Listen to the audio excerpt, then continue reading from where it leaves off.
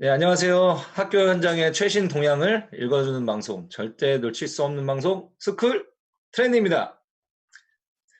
네, 오늘 사회를 맡은 마음으로 가르치는 택쌤, 마가택쌤입니다. 안녕하세요. 안녕하세요. 안녕하세요. 그 온라인 개학이 되고 난 후에 어떻게 학교 현장은 괜찮나? 저희 학교 이제 부랴부랴 저희는 구글 클래스룸이랑 줌이라는 그 플랫폼 위에서 그 온라인 수업을 설계를 했는데, 선생님들께서 이제 부랴부랴 모든 그 사용 방법을 익히시고 계약을 하고 이제 1, 2학년까지 모두 계약해서 첫 수업들을 거의 다 진행을 한 상태. 이제 조금은 음, 안정되어 가는 그런 상태인 것 같아요. 음, 어디 충주는 어때? 나도 이제 뭐 고등학교에 있으니까 처음에 고3부터 순차적으로 진행되다 보니까 지금 그 EBS 온라인을 활용해서 우리 하고 있는데 많이 안정이 돼 가고 있어.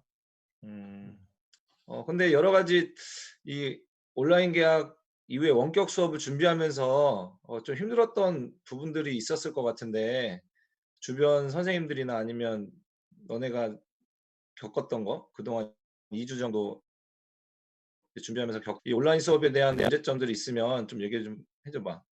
음. 제가 생각했을 때 문제점은 학교마다 너무 온라인 수업의 그 수준 차이가 되게 크다라는 거, 이게 좀 문제인 것 같아요. 제가 주변에 있는 선생님들의 그 학교가 어떻게 온라인 수업들을 진행을 하고 있는지를 한번 들어보면은 그냥 단순히 일 주일치 과제를 한꺼번에 딱 내주고 끝인 경우도 있고, 직접 줌으로 모아서 화상 수업을 진행을 하면서 과제를 실시간으로 제공하는 경우도 있고, 이렇게 학교 구성원이나 학교의 분위기에 따라서 학교가 어떤 받는자에 따라서 그 학생들이 받는 온라인 수업의 수준이 좀 많이 차이가 난다라는 게 좀 가장 큰 문제인 것 같아요. 일단 지금 가장 큰 문제는 EBS 온라인 클래스 같은 경우에 유튜브나 EBS 강의 끌어오기가 가능하기 때문에 강의를 끌어오고 있는 것이 대부분인 현실이지. 그러면서 과제도 같이 나가는 거. 그래서 과제를 제시하는 거 정도는 교사가 직접 하는 거지만 그 관련된 콘텐츠나 강의는 교사가 직접 하지 않는 경우가 많아서 결국 남의 수업을 갖다가 내 수업이라고 쓰는 아주 불편한 상황이 돼 버린 것 같아.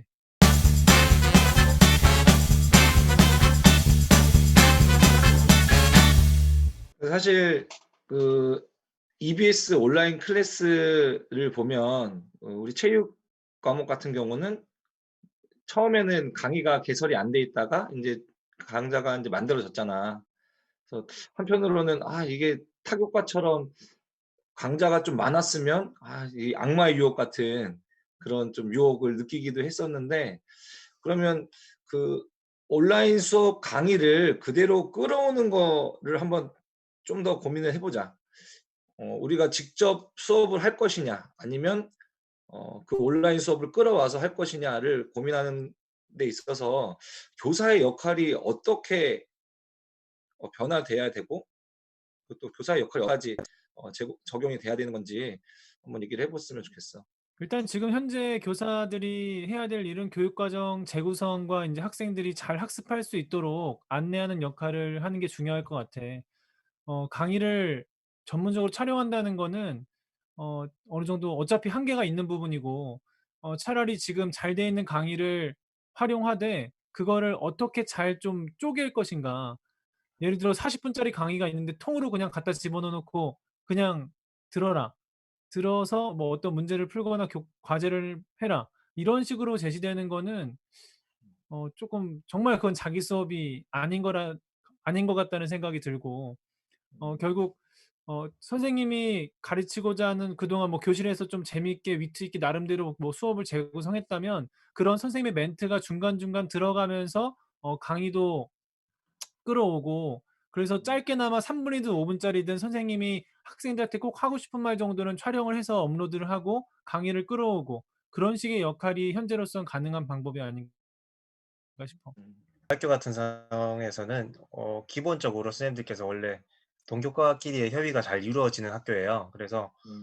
어 특히나 수업에서는 뭐 한 학년에서 이걸 주제로 프로젝트 수업을 하자라고 하면 선생님들께서 우르르 달려 들어 가지고 되게 아이디어를 많이 내시고 수업을 만들어내서 아이들한테 적용하고 이게 좀 활발하게 이루어진 학교인데 어 기존에 이루어졌던 강의식 수업보다는 수업 시간에 아이들끼리 모여 가지고 모둠 활동을 하면서 옆에 있는 친구들한테 서로 도움을 주고받고 그런 과정에서 배우고 고등학교인데도 그런 수업이 주로 많이 이루어지는 학교다 보니까 선생님들께서 지금 그런 고민을 많이 빠지게 되신 것 같아요.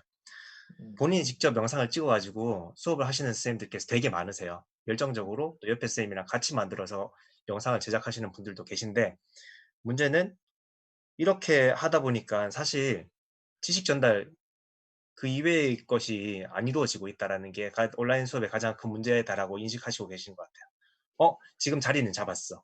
음. 어느 정도 운영이 이제 되는 것 같아. 1주차, 2주차 지나가니까 수업도 이제 안정적이고 편해. 그런데 학교의 역할이 여기까지인가? 라고 고민하시는 분들이 조금 생기는 것 같아요. 원래는 우리 수업에서 서로 커뮤니케이션하고 친구들끼리 이야기하고 뭐 요런 과정들이 일어났었는데 그런 게 하나도 없으니까 알맹이가 빠진 것 같다는 거죠. 그러니까 동기 형께서 말씀하셨듯이 그 온라인 수업에서 지식을 잘 전달할 수 있는 사람들은 이미 EBS에 되게 많이 계시잖아요. 우리 선생님들도 뛰어나시지만은 그거 이상의 것이 학교에서는 일어나야 되는데 온라인 수업에서는 그게 이루어지지 못하니까 한계점에 봉착했다라고 생각이 좀 듭니다. 네.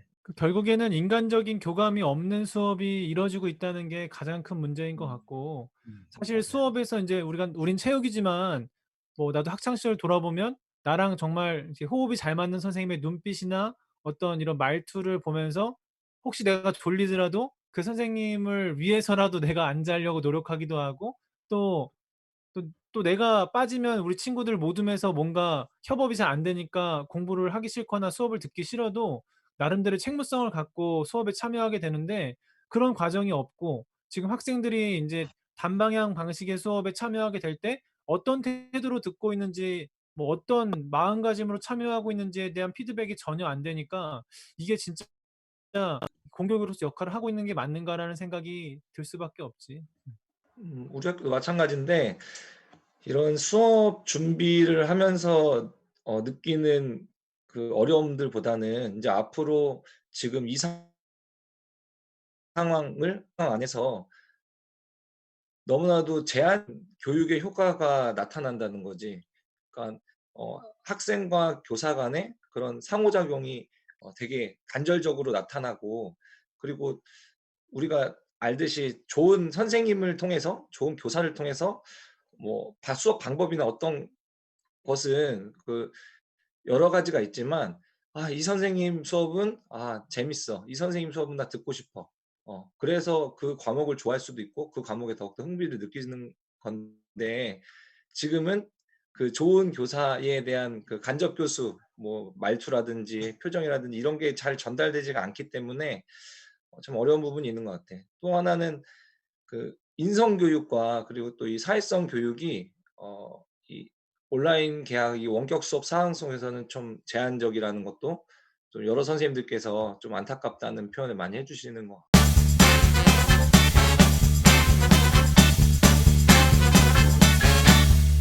나는 인제 교육에 있어서 가장 중요하다고 생각하는 게 그 선생님이라고 하면 기본적으로 좋은 어른이잖아. 우리가 그 공인된 좋은 어른. 그래서 그 공인된 좋은 어른하고 보내는 시간의 총량이 많을수록 아이들은 그래도 긍정적인 방향으로 자란다고 생각을 하거든. 근데 지금은 그런 시간이 너무나 부족해지는 것이 정말 좀 걱정이 되고 우리 큰애도 지금 초등학교 1 학년인데 수업을 듣는 게 문제가 아니라 실제로 학교에서 아이들 만나고 인제 얻어지는 기본적인 생활 습관 같은 게 굉장히 중요한데 확실히 지금 유치원을 졸업하고 나서 학교를 안 가니까 생활 리듬이 굉장히 무너지는 게 내 눈에 보여. 그래서 이게 지금 발달 단계 상황에서 꼭 경험해야 될 경험이 누락되면서 '이 세대의 아이들이 앞으로 어떻게 자랄까.' 좀 우리 애뿐만 아니라 지금 모든 학생들이 그렇게 어떤 한순간에 갑자기 펑크가 나는 상황이 생겨 버렸잖아. 그래서 이거 앞으로 어떤 파급 효과가 있을지 굉장히 걱정이 많이 돼. 저희 학교도 아까 전에 수업을 하다가 제가 부담임인 반 친구한테 한번 물어봤어요. 그러니까 "온라인 수업을 하고 있으니까 어떤 것 같아?" 이렇게 물어봤더니 "편하고 좋아요."라고 얘기를 하더라고요. 그러니까 아이들 입장에서는 사실 이루어지고 있는 수업의 대부분의 형태들이 과제가 주어지고 그 과제를 단순히 영상을 시청하거나 거기 있는 답을 간단하게 다는 사실 수업의 수준을 따지자 보면 좀 낮은 수준, 학교에서 이루어지는 수준보다 낮은 수준의 수업을 할 수밖에 없잖아요. 그러다 보니까 금방 끝날 수 있게 되는 과제들이 많아지는 거고, 그리고 그러다 보니까 사실 저 오늘 되게 충격을 받았던 게, 이렇게 과제를 제시를 하고 과제에 대한 설명을 하면서 자 이걸 갖다 영상을 안에 다 들여다보고 나면은 충분히 한 30분 정도의 영상을 봐야 돼요. 그러니까 한 3개 정도의 영상을 봐야 되는데, 근데 과제를 제시함과 동시에 한 3명의 친구들이 과제 제출을 하는 거예요. 그래서 받아가지고 그 줌에서 이제 화상에서 만났으니까 이제 보여줬죠. 자, 지금 누구 이 3명의 친구들은 지금 과제를 방금 전에 1분 전에 냈음에도 불구하고 벌써 이제 과제를 제출을 했다. 이런 일이 있으면 안 된다. 이렇게 막 이야기를 하고 훈계를 했는데, 한 번 과제를 실시하고 나면 다시는 또 실시할 수 없는 형태였어요. 그러니까 그 친구는 이제 한 번 하고 나면 이제 끝나버렸으니까 제대로 참여가 안 되는 거죠. 이런 식으로 되게 피상적으로 수업에 참여하다 보니까 정말 수업의 효과성이라든지 선생님이 교육했던 그 의도했던 교육과정 재구성의 틀이라든지 이런 것들은 전혀 전달이 안 되는 거죠. 수업의 틀은 전혀 전달이 안 되니까 그냥 형식적으로 접속했다가 과제하고 끝나는 그런 형태가 이루어지고 있는 것 같아요.